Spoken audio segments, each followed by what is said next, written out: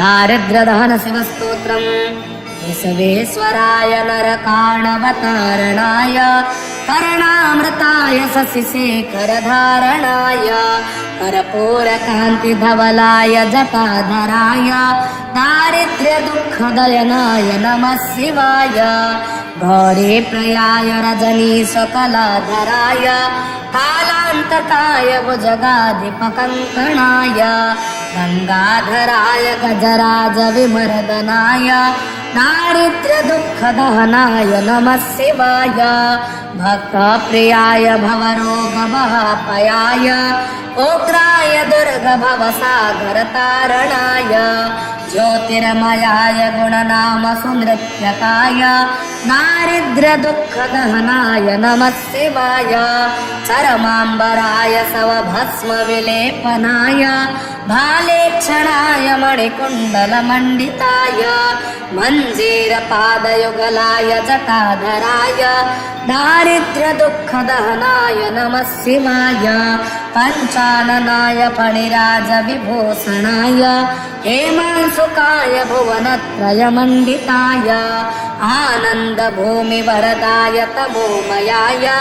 दारिद्र्यदुःखदहनाय नमः शिवाय भानुप्रयाय भवसागरतारणाय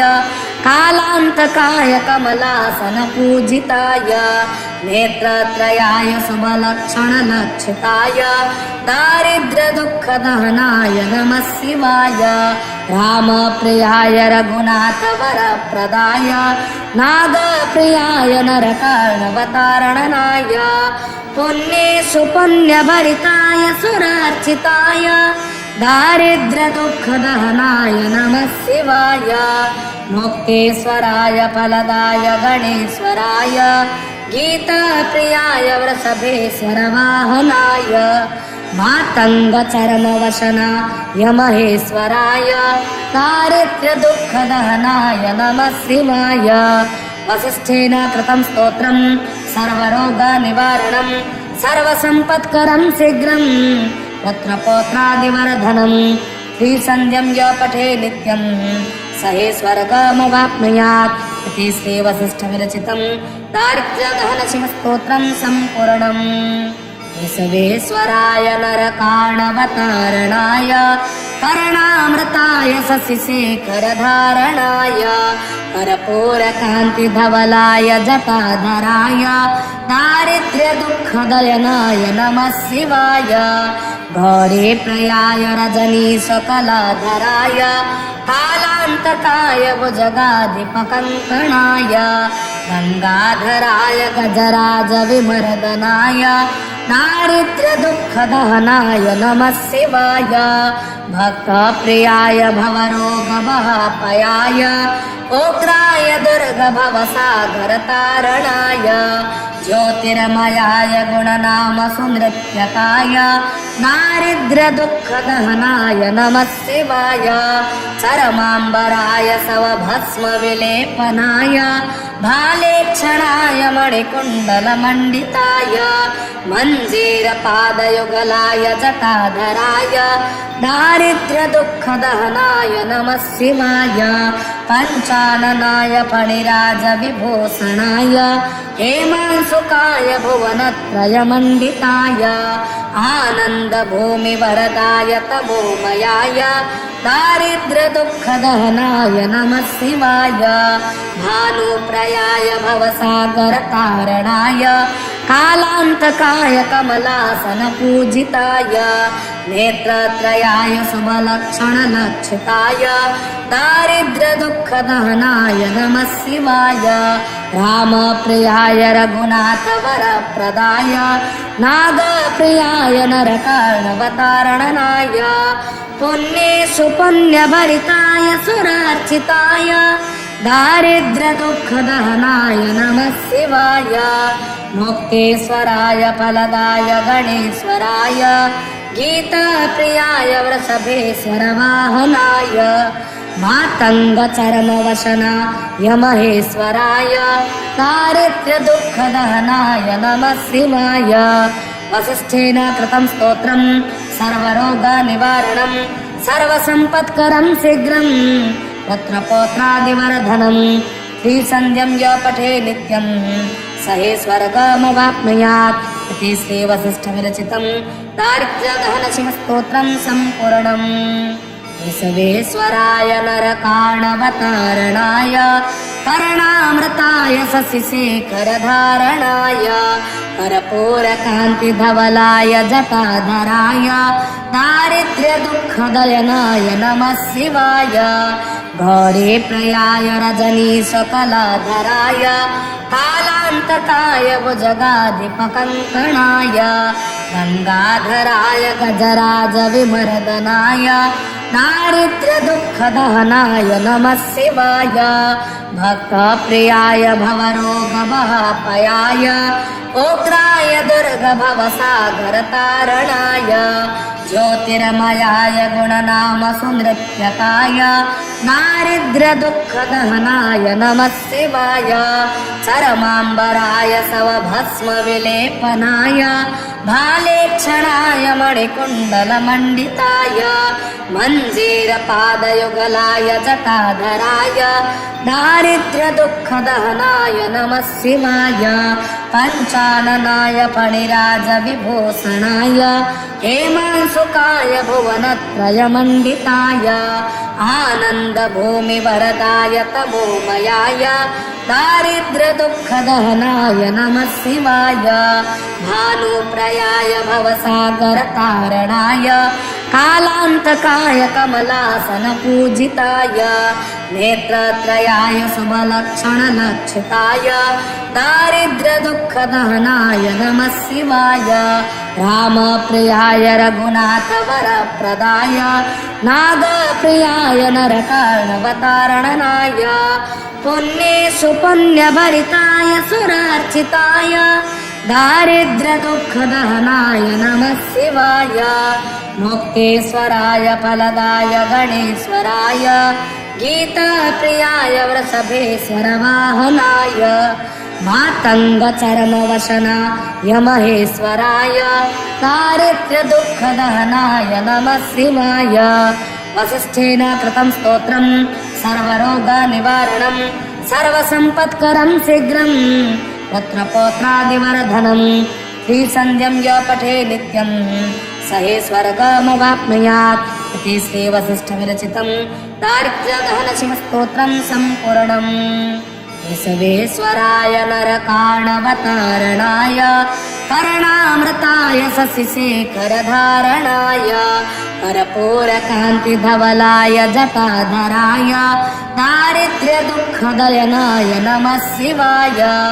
गौरीप्रियाय रजनीशकलाधराय कालान्तकाय भुजगाधिपकङ्कणाय गङ्गाधराय गजराजविमर्दनाय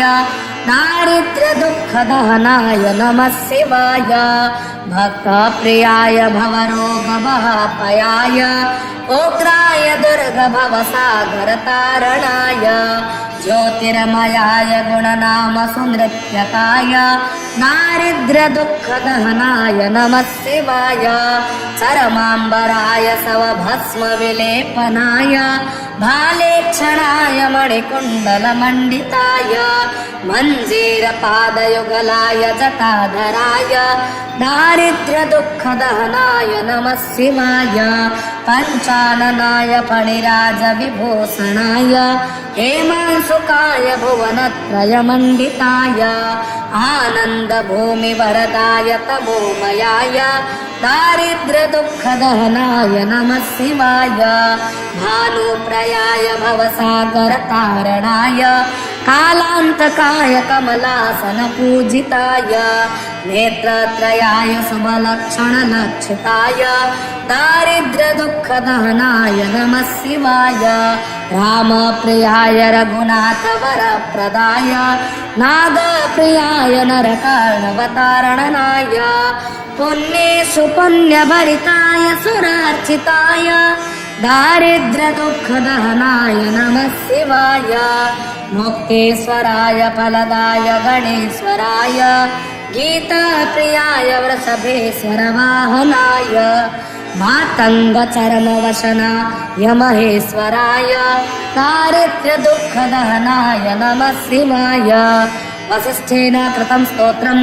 सर्वरोगनिवारणं सर्वसम्पत्करं शीघ्रं पुत्रपौत्रादिवर्धनं त्रिसन्ध्यं य पठे नित्यं स हि स्वर्गमवाप्नुयात् इति श्रीवसिष्ठविरचितं दारिद्र्यदहनशिवस्तोत्रं सम्पूर्णम् विश्वेश्वराय नरकाणवतारणाय कर्णामृताय शशिशेखरधारणाय कर्पूरकान्तिधवलाय जटाधराय दारिद्र्यदुःखदयनाय नमः शिवाय गौरीप्रियाय रजनीशकलाधराय कालान्तकाय भुजगाधिपकङ्कणाय गङ्गाधराय गजराजविमर्दनाय दारिद्र्यदुःखदहनाय नमः शिवाय भक्तप्रियाय भवरोगभयाय उग्राय दुर्गभवसागरतारणाय ज्योतिर्मयाय गुणनामसुनृत्यकाय दारिद्र्यदुःखदहनाय नमः शिवाय चरमाम्बराय सवभस्मविलेपनाय भालेक्षणाय मणिकुण्डलमण्डिताय मञ्जीरपादयुगलाय जटाधराय दारिद्र्यदुःखदहनाय नमः शिवाय पञ्चाननाय फणिराजविभूषणाय हेमांशुकाय भुवनत्रयमण्डिताय आनन्दभूमिवरदाय तमोमयाय दारिद्र्यदुःखदहनाय नमः शिवाय भानुप्रयाय भवसागरतारणाय कालान्तकाय कमलासनपूजिताय नेत्रत्रयाय शुभलक्षणलक्षिताय दारिद्र्यदुःखदहनाय नमः शिवाय रामप्रियाय रघुनाथवरप्रदाय नागप्रियाय नरकार्णवतारणनाय पुण्येषु पुण्यभरिताय सुरार्चिताय दारिद्र्यदुःखदहनाय नमः शिवाय मुक्तेश्वराय फलदाय गणेश्वराय गीताप्रियाय वृषभेश्वरवाहनाय मातङ्गचरणवशनाय महेश्वराय दारिद्र्यदुःखदहनाय नमः शिवाय वसिष्ठेन कृतं स्तोत्रं सर्वरोगनिवारणं सर्वसम्पत्करं शीघ्रं पुत्रपौत्रादिवर्धनं त्रिसन्ध्यं य पठे नित्यं स हि स्वर्गमवाप्नुयात् इति श्रीवसिष्ठविरचितं दारिद्र्यदहनशिवस्तोत्रं सम्पूर्णम् विश्वेश्वराय नरकाणवतारणाय कर्णामृताय शशिशेखरधारणाय कर्पूरकान्तिधवलाय जटाधराय दारिद्र्यदुःखदयनाय नमः शिवाय गौरीप्रियाय रजनीशकलाधराय कालान्तकाय भुजगाधिपकङ्कणाय गङ्गाधराय गजराजविमर्दनाय दारिद्र्यदुःखदहनाय नमः शिवाय भक्तप्रियाय भवरोगभयाय उग्राय दुर्गभवसागरतारणाय ज्योतिर्मयाय गुणनामसुनृत्यकाय दारिद्र्यदुःखदहनाय नमः शिवाय चरमाम्बराय सवभस्मविलेपनाय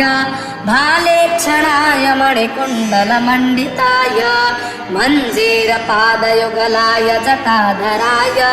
दारिद्र्यदुःखदहनाय नमः शिवाय पञ्चाननाय फणिराजविभूषणाय हेमांशुकाय भुवनत्रयमण्डिताय आनन्दभूमिवरदाय तमोमयाय दारिद्र्यदुःखदहनाय नमः शिवाय भानुप्रयाय भवसागरतारणाय कालान्तकाय कमलासनपूजिताय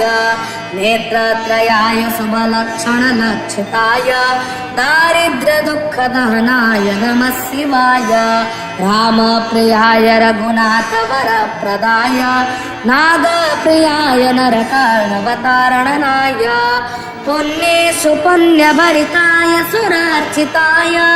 दारिद्र्यदुःखदहनाय नमः शिवाय मुक्तेश्वराय फलदाय गणेश्वराय गीताप्रियाय वृषभेश्वर वाहनाय मातङ्गचर्मवशनाय महेश्वराय दारिद्र्यदुःखदहनाय नमः शिवाय वसिष्ठेन कृतं स्तोत्रं सर्वरोगनिवारणं सर्वसम्पत्करं शीघ्रं पुत्रपौत्रादिवर्धनं श्रीसन्ध्यं य पठे नित्यं स हि स्वर्गमवाप्नुयात् इति श्रीवसिष्ठविरचितं दारिद्र्यदहनशिवस्तोत्रं सम्पूर्णम् विश्वेश्वराय नरकाणवतारणाय कर्णामृताय शशिशेखरधारणाय कर्पूरकान्तिधवलाय जटाधराय दारिद्र्यदुःखदयनाय नमः शिवाय गौरीप्रियाय रजनीशकलाधराय कालान्तकाय भुजगाधिपकङ्कणाय गङ्गाधराय गजराजविमर्दनाय दारिद्र्यदुःखदहनाय नमः शिवाय भक्तप्रियाय भवरोगभयाय उग्राय दुर्गभवसागरतारणाय ज्योतिर्मयाय गुणनामसुनृत्यकाय दारिद्र्यदुःखदहनाय नमः शिवाय चरमाम्बराय सवभस्मविलेपनाय भालेक्षणाय मणिकुण्डलमण्डिताय मञ्जीरपादयुगलाय जटाधराय दारिद्र्यदुःखदहनाय नमः शिवाय पञ्चाननाय फणिराजविभूषणाय हेमांशुकाय भुवनत्रयमण्डिताय आनन्दभूमिवरदाय तमोमयाय दारिद्र्यदुःखदहनाय नमः शिवाय भानुप्रयाय भवसागरतारणाय कालान्तकाय कमलासनपूजिताय नेत्रत्रयाय शुभलक्षणलक्षिताय दारिद्र्यदुःखदहनाय नमः शिवाय रामप्रियाय रघुनाथवरप्रदाय नागप्रियाय नरकार्णवतारणनाय पुण्येषु पुण्यभरिताय सुरार्चिताय दारिद्र्यदुःखदहनाय नमः शिवाय मुक्तेश्वराय फलदाय गणेश्वराय गीताप्रियाय वृषभेश्वर वाहनाय मातङ्गचर्मवशनाय महेश्वराय दारिद्र्यदुःखदहनाय नमः शिवाय वसिष्ठेन कृतं स्तोत्रं सर्वरोगनिवारणं सर्वसम्पत्करं शीघ्रं पुत्रपौत्रादिवर्धनं श्रीसन्ध्यं य पठे नित्यं स हि स्वर्गमवाप्नुयात् इति श्रीवसिष्ठविरचितं दारिद्र्यदहनशिवस्तोत्रं सम्पूर्णम् विश्वेश्वराय नरकाणवतारणाय कर्णामृताय शशिशेखरधारणाय कर्पूरकान्तिधवलाय जटाधराय दारिद्र्यदुःखदयनाय नमः शिवाय गौरीप्रियाय रजनीशकलाधराय कालान्तकाय भुजगाधिपकङ्कणाय गङ्गाधराय गजराजविमर्दनाय दारिद्र्यदुःखदहनाय नमः शिवाय भक्तप्रियाय भवरोगभयाय उग्राय दुर्गभवसागरतारणाय ज्योतिर्मयाय गुणनामसुनृत्यकाय दारिद्र्यदुःखदहनाय नमः शिवाय चरमाम्बराय सवभस्मविलेपनाय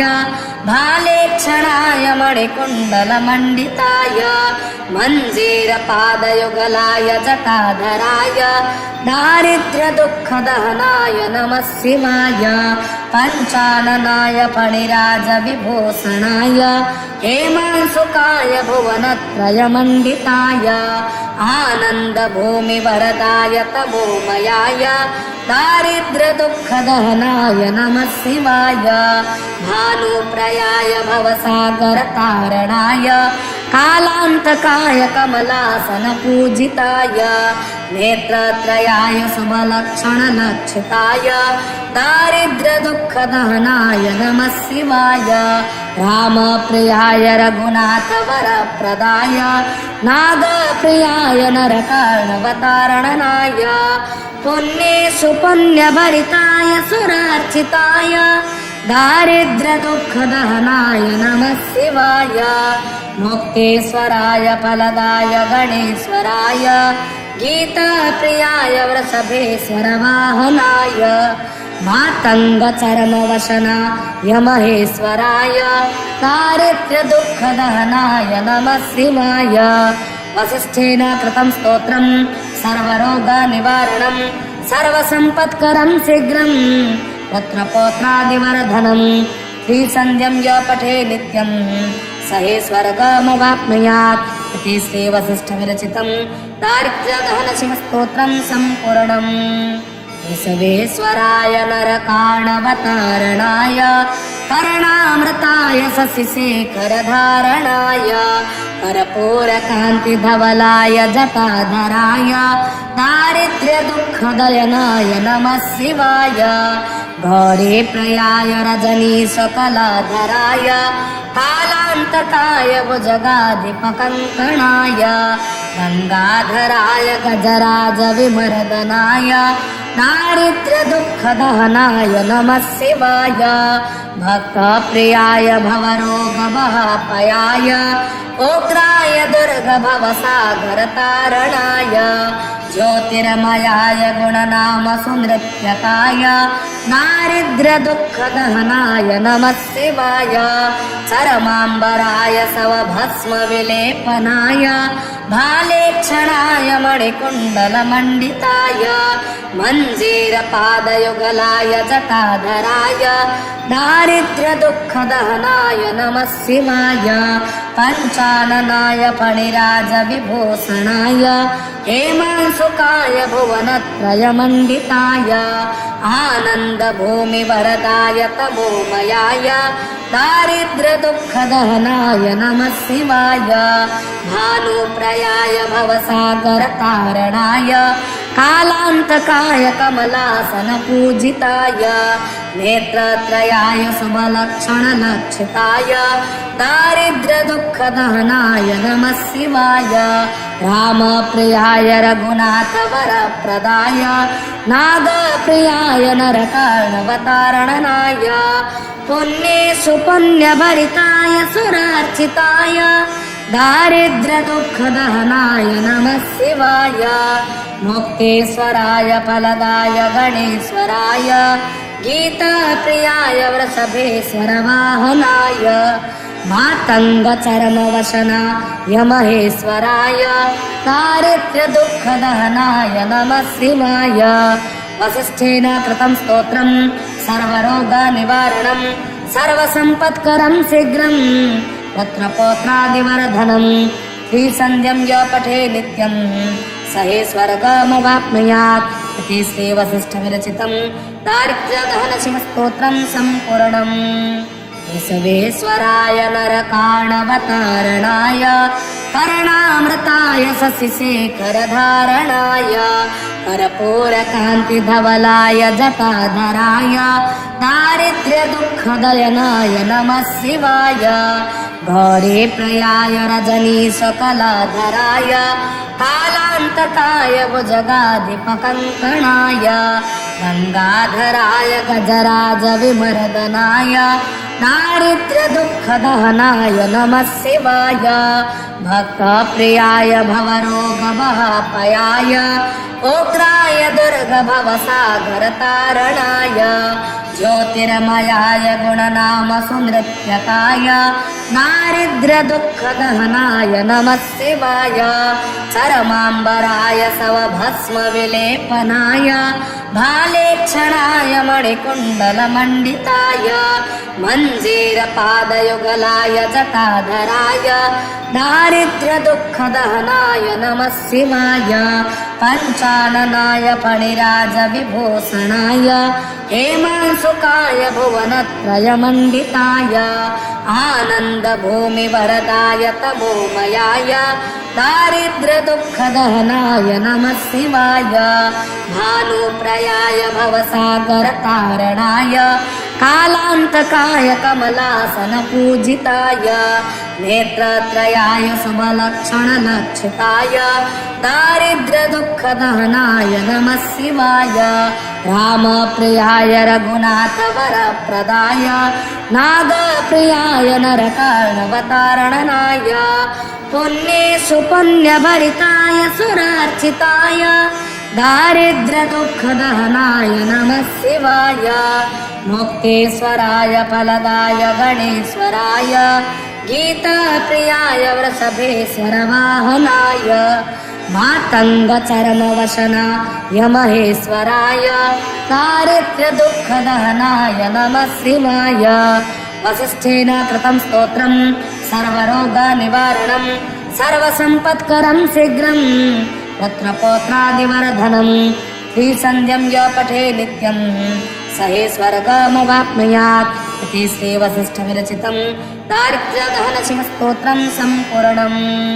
केशवेश्वराय नरकार्णवतारणाय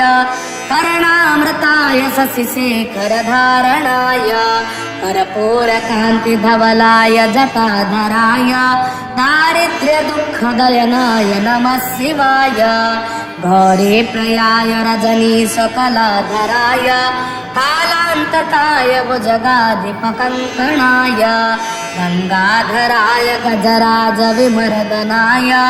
दारिद्र्यदुःखदहनाय नमः शिवाय भक्तप्रियाय भवरोगभयापयाय उग्राय दुर्गभवसागरतारणाय ज्योतिर्मयाय गुणनामसुनृत्यकाय दारिद्र्यदुःखदहनाय नमः शिवाय चरमाम्बराय सवभस्मविलेपनाय भालेक्षणाय मणिकुण्डलमण्डिताय मञ्जीरपादयुगलाय जटाधराय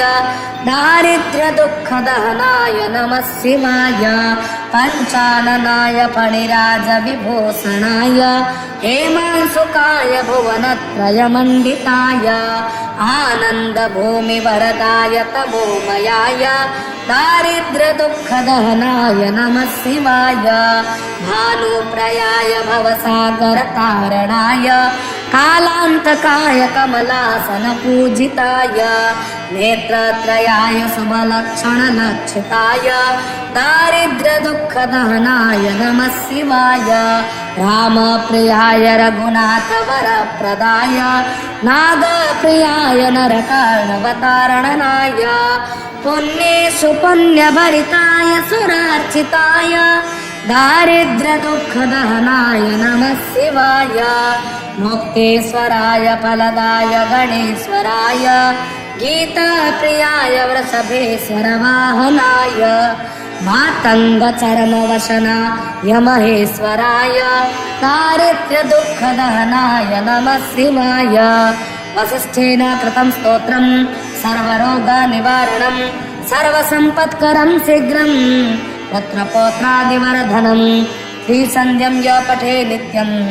स हि स्वर्गमवाप्नुयात् इति श्रीवसिष्ठविरचितं दारिद्र्यदहनशिवस्तोत्रं सम्पूर्णम्।